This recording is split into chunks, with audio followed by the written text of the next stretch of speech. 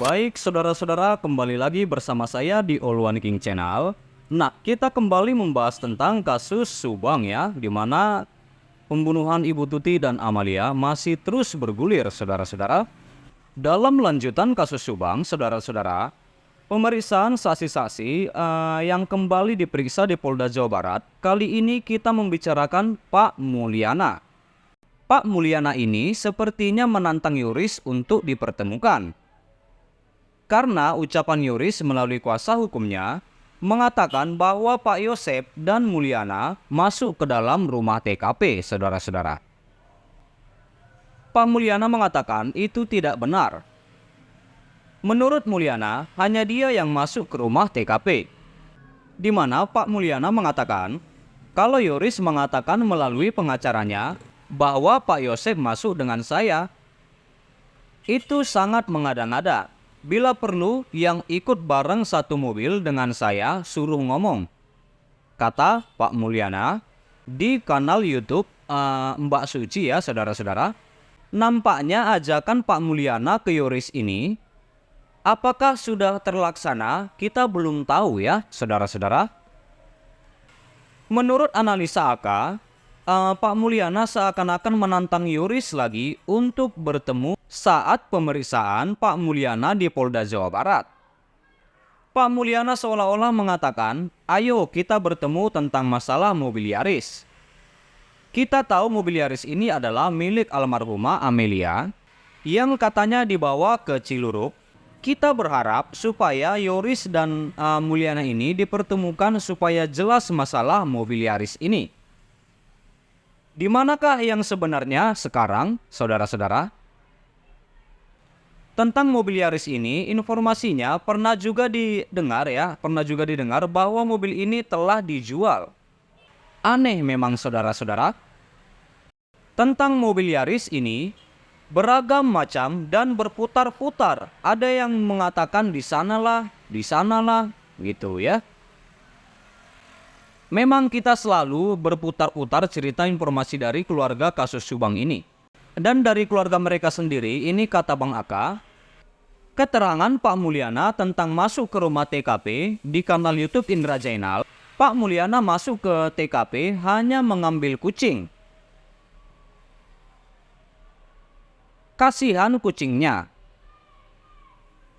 kata Mulyana. Saat itu Yosep tidak masuk, hanya menunggu di luar, malah ngobrol sama Yoris di belakang mobil Yaris, saudara-saudara. Pada tanggal 19, pada saat itu lagi ngumpul di Polsek ya. Pak Mulyana mendengar di Polsek yang mengatakan kucingnya kasihan. Jadi menurut Pak Mulyana, mereka balik untuk mengambil kucing tersebut.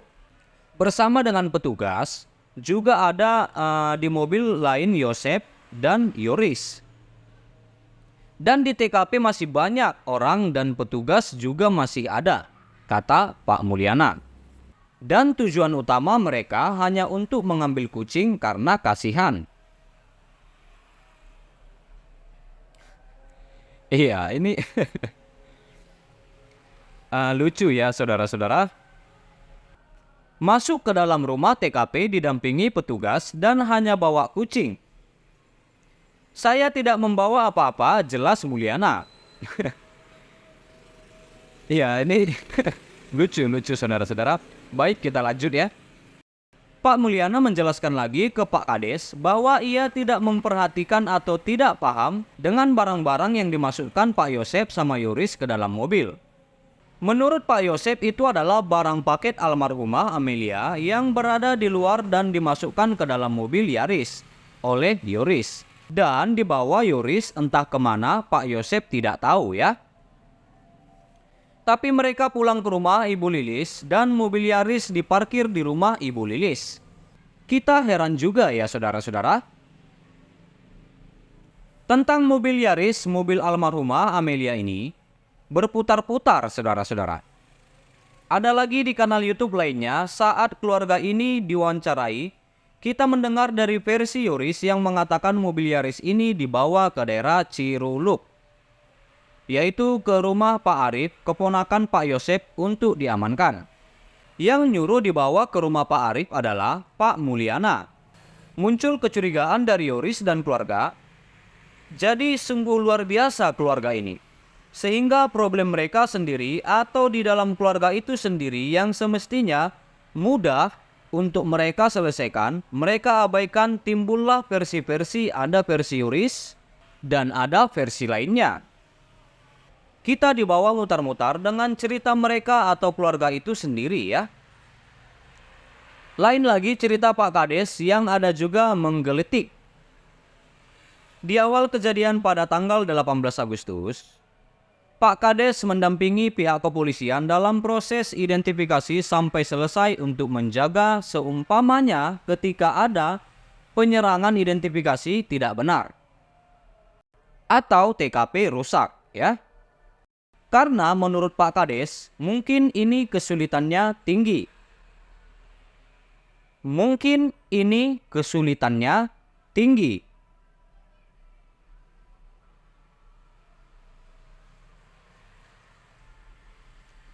Pak Kades ini udah tahu bakal nanti kesulitannya tinggi. Ternyata benar saudara-saudara.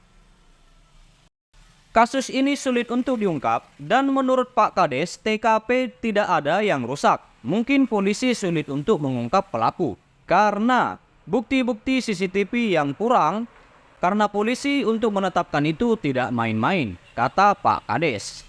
Dimana saat diwawancarai di salah satu YouTuber di Subang ya. Menurut Pak Kades lagi, dia sama Ibu Tuti bukan saudara kandung. Tetapi sudah dianggap saudara sendiri ya. Karena sudah sejak kecil bersama, juga sejak dari orang tua mereka sudah seperti saudara ya. Makanya sewaktu jenazah Ibu Tuti yang berada di mobil Alphard, saat kaki Ibu Tuti kelihatan dari jendela mobil Alphard, Pak Kades mengaku pada saat itu mengenali kaki Ibu Tuti yang sudah meninggal. Karena menurut Pak Kades kaki mereka kakak beradik Ibu Tuti sama saudara-saudara. Nah ini yang lucunya saudara-saudara ya. Tapi menurut Pak Kades saat itu, dia punya keyakinan bahwa Amel diculik karena belum kelihatan, saudara-saudara. Dan ini lagi, saudara-saudara, menurut keterangan Pak Kades yang menyuruh ngumpet Yoris ternyata Pak Kades. Karena Pak Yosep dan kuasa hukumnya terus mendatangi Yoris untuk minta tanda tangan surat kuasa, Pak Kades mengingatkan supaya Yoris tenang aja dulu, ngumpet aja dulu entah kemana, jelas Pak Kades di kanal YouTube Indra Jainal. Kembali lagi tentang mobil Yaris ini saudara-saudara, yang sampai sekarang masih terjadi bantah-membantah. Kabar terkini tentang mobil Yaris ini di kesaksian Pak Mulyana.